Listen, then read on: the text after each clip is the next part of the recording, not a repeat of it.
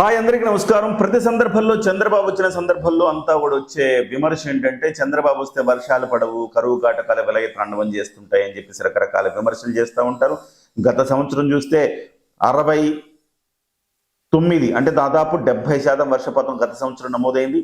ఈ సంవత్సరం చూస్తే 78% వర్షపాతం నమోదైంది. దాదాపు 24 జిల్లాల్లో 24 జిల్లాల్లో దాదాపుగా ఆల్మోస్ట్ దాదాపుగా 10 జిల్లాల్లోనేమో సాధారణ వర్షపాతం ఉంది.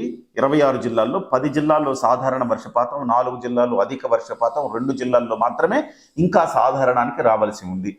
సో ఈ సంవత్సరం ఆగస్టుకి ఇప్పటికే 78%, అంటే ఆగస్టు, సెప్టెంబరు, అక్టోబర్లో కూడా వర్షాలు ఉంటాయి. మొత్తం కలిపి 90% దాటే అవకాశం ఉంది. రిజర్వాయర్లంతా కూడా ఇప్పుడు ఫుల్గా ఉన్నాయి, 78% పూర్తిగా ఉన్నాయి.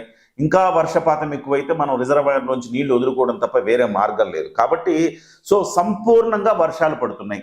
కానీ గత కొంతకాలంగా చంద్రబాబు గారి మీద ఉన్న ఒక స్టాండర్డ్ విమర్శలు ఉంటాయి. ఒక విమర్శ ఏంటంటే వ్యవసాయం దండగన్నాడని. ఆయన ఏ పరిస్థితుల్లో వ్యవసాయం దండగన్నాడు అనేది కూడా వీళ్ళకి అర్థం కాదు. వ్యవసాయం దండగన్నాడు ఆయన. ఆ క్షణం అంటే ఇష్టానుసారం ఒకటే పంట వేయటం వల్ల దానికి గిట్టుబాటు ధర రాదు. సో కాస్త ఆలోచించి వేయాలి. ఈ మధ్య కాలంలో పంట విరామాన్ని ప్రకటించమన్నాడుగా కేసీఆర్ కూడా గత ప్రభుత్వ హయాంలో. అందరూ వరి పండిస్తుంటే వరి ఎక్కడ కొంటారయా? సో డిమాండ్ ఉన్న పంటలు పండించాలి అని చెప్పారు కదా.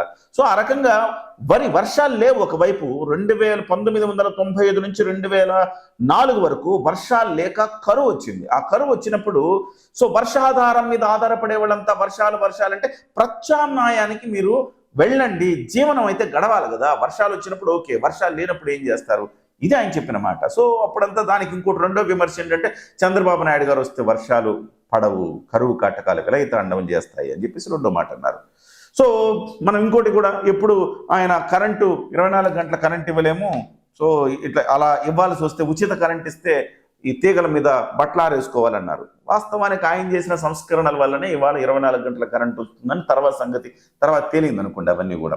సో చంద్రబాబు గారి మీద ఉండే స్టాండర్డ్ విమర్శలు చేస్తూ ఉంటారు ఇట్లా అనమాట. సో అందులో కరువు కాటకాలు. ఇవాళ చంద్రబాబు నాయుడు గారు గత సంవత్సరం పరిపాలనలోకి వచ్చారు. 2024 జూన్ నుంచి ఆయన బాధ్యతలు తీసుకున్నారు. బ్రహ్మాండంగా వర్షాలు పడ్డాయి. సో ఇప్పుడు ఇంకా బ్రహ్మాండంగా వర్షాలు పడుతున్నాయి.